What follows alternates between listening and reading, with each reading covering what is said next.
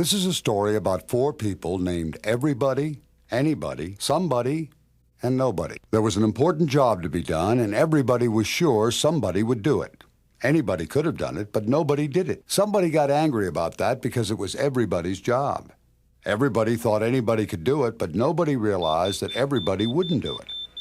It ended up that everybody blamed somebody when nobody did what anybody could have done. There is a moral to this story, and that is, make sure you know what your job is. Otherwise, somebody could get hurt, and that somebody could be you. While it's always important to know what your duties are on any job, it's especially critical during confined spaces entries. The entrant, the attendant, the entry supervisor, and even rescue personnel must know in advance what is expected of them at any given time and in any given situation. Failure to act and act properly could be a matter of life and death. On any permit-required confined space entry, all employees involved must be aware of the hazards that could be faced at any time during the operation. These may include the presence of toxic gases and/or explosive or flammable gases, oxygen deficiency, engulfment of substances that can cause death, entrapment, burns and heat stress, electrical shock, and contact with components of machines or tools. All employees must also be aware of the signs, symptoms, and consequences of exposure to hazardous conditions. Some of the possible behavioral effects of hazard exposure in entrance include lethargy, garbled voice, giddiness, or lack of response. In addition to knowing the potential hazards and symptoms of exposure, each employee must do his or her part to help ensure that the operation runs smoothly and safely. Let's start with the entry supervisor. He or she is responsible for verifying that all precautions have been taken for a safe entry.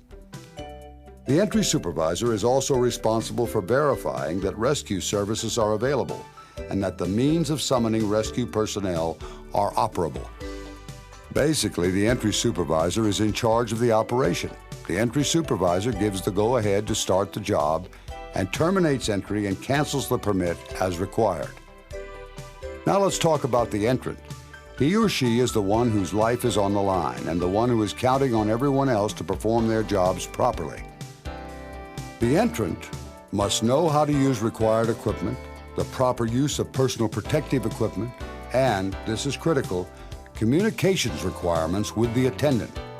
To help prevent serious accidents, the entrant is required to alert the attendant to any unusual condition or hazard during the entry process or during work in the confined space. If the attendant orders the entrant to evacuate, the entrant must exit the space as quickly as possible. The job of the attendant is not to be taken lightly. In some cases, the entrant's safety may be totally dependent on the competence and capabilities of the attendant. The attendant is responsible for continuous control and count of entrants. The attendant is required to maintain constant communication with entrants. In addition, the attendant must continually monitor the conditions inside and outside the confined space to ensure the safety of all parties involved. The attendant must also ensure that unauthorized persons do not approach the work area.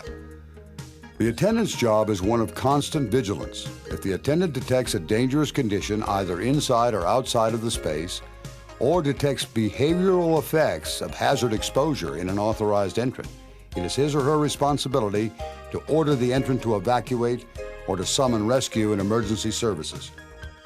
Attendants must remain outside the space until relieved by another attendant. The attendant may perform non-entry rescues as specified by the employer's rescue procedure.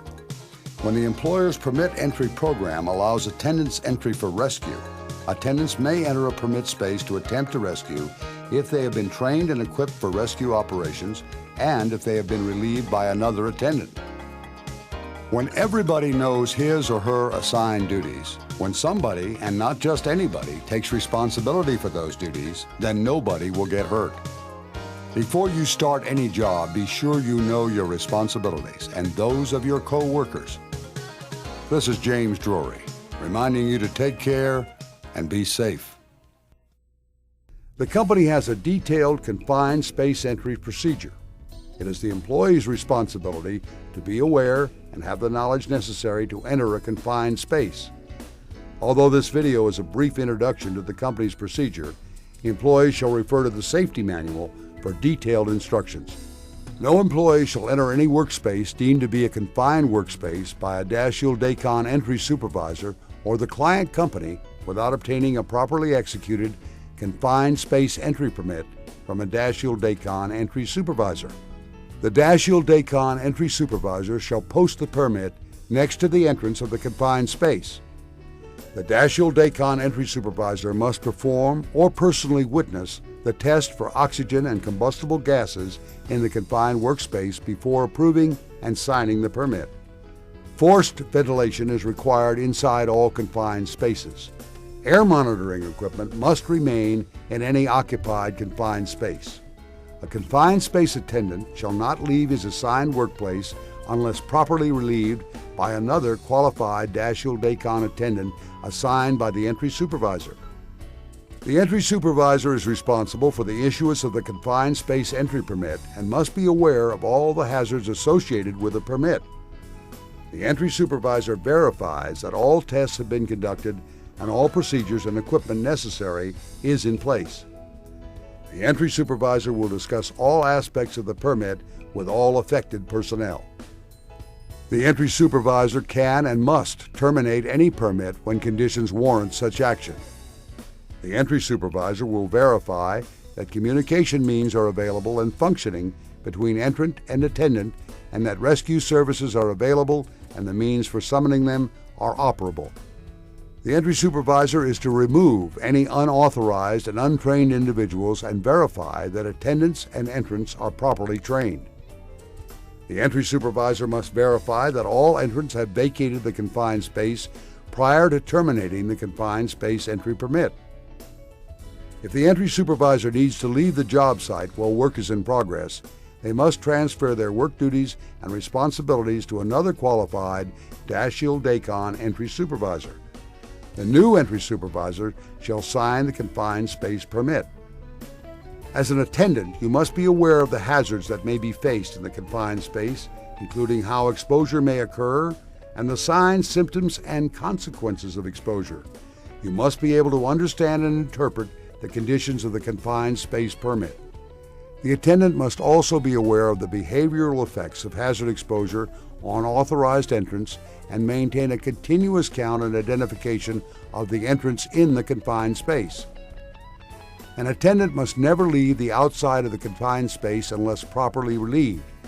The attendant must be able to communicate with the authorized entrants as necessary. The attendant is never to enter the confined space even if needed for a rescue. The attendant is to summon help as stated on the confined space permit. The attendant is to warn all unauthorized persons to stay clear of the permitted space. If an unauthorized person enters the confined space, the attendant is to notify the authorized entrant and the entry supervisor. Remember, as an attendant, you are not to perform any duties that may interfere with your primary duty to monitor and protect authorized entrants.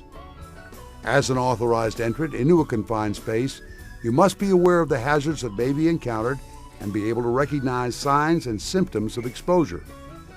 The authorized entrant must know how to properly use any needed and required equipment to detect, eliminate, and minimize the hazard. Communication between the attendant and the authorized entrant is mandatory. This is to allow the attendant to alert an entrant of the need to evacuate. The authorized entrant will alert the attendant whenever a hazardous condition develops within the permit space. Additionally, the entrant must be able to understand and interpret all conditions of the confined space permit and exit the space as quickly as possible whenever an attendant gives an order.